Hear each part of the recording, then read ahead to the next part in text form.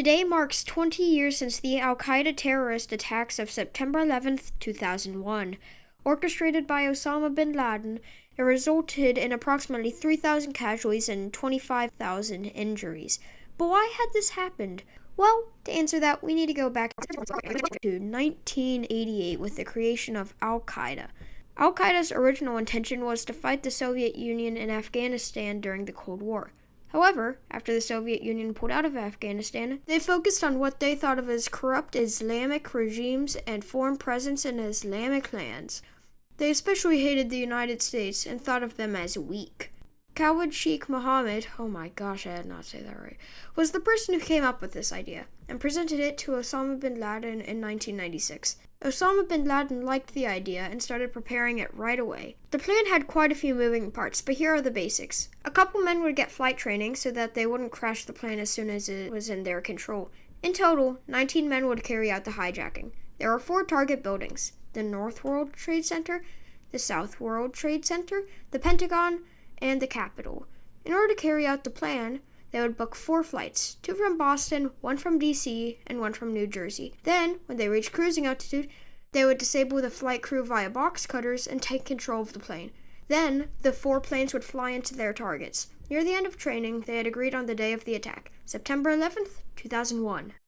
The hijackers of the North Twin Tower plane boarded the 767 at 7:40 a.m. The plane took off at 7:59 a.m. The plane was hijacked at around 8:14 a.m. The hijackers refused to talk to ground control, but a flight attendant, Betty, had contacted American Airlines. At 8:46, this could be heard. Are you ready? Betty, talk to me. Betty, are you there? The second plane, United Airlines Flight 175, was a 767 that took off at 8:14 a.m.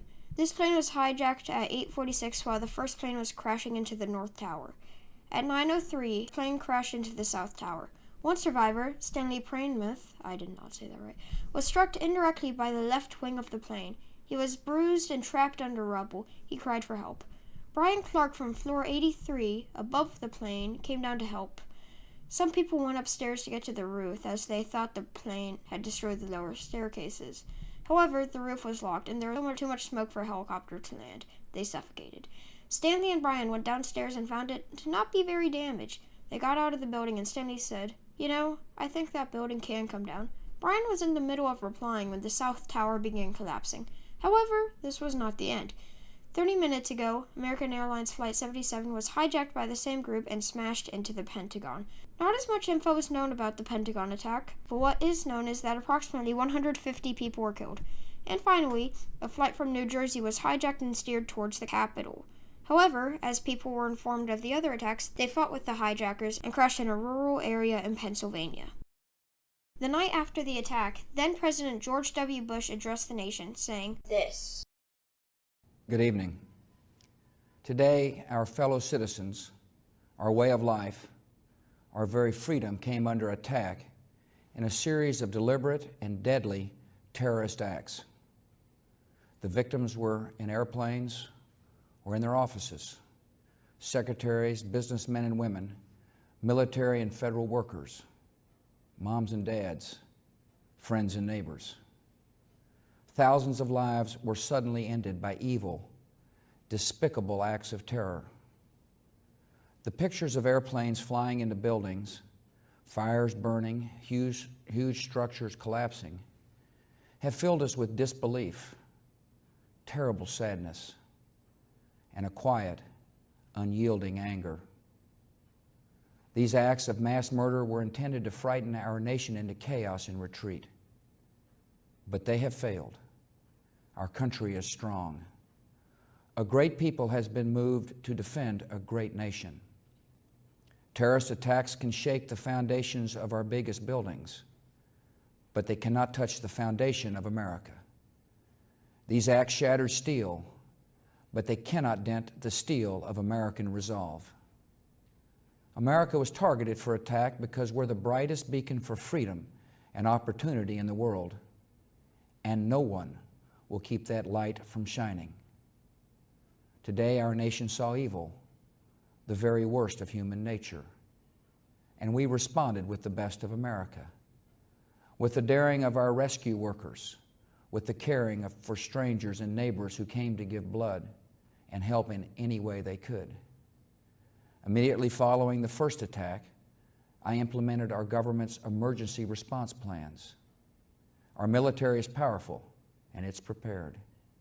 Our emergency teams are working in New York City and Washington, D.C. to help with local rescue efforts. Our first priority is to get help to those who have been injured and to take every precaution to protect our citizens at home and around the world from further attacks. The functions of our government continue without interruption. Federal agencies in Washington, which had to be evacuated today, are reopening for essential personnel tonight and will be open for business tomorrow. Our financial institutions remain strong, and the American economy will be open for business as well. The search is underway for those who are behind these evil acts. I've directed the full resources of our intelligence and law enforcement communities to find those responsible and to bring them to justice. We will make no distinction between the terrorists who committed these acts and those who harbor them. I appreciate so very much the members of Congress who have joined me in strongly condemning these attacks. And on behalf of the American people, I thank the many world leaders who have called to offer their condolences and assistance. America and our friends and allies join with all those who want peace and security in the world, and we stand together to win the war against terrorism.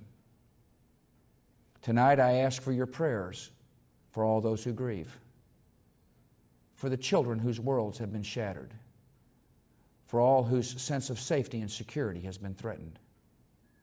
And I pray they will be comforted by a power greater than any of us, spoken through the ages in Psalm 23. Even though I walk through the valley of the shadow of death, I fear no evil, for you are with me. This is a day when all Americans from every walk of life unite in our resolve for justice and peace. America has stood down enemies before, and we will do so this time.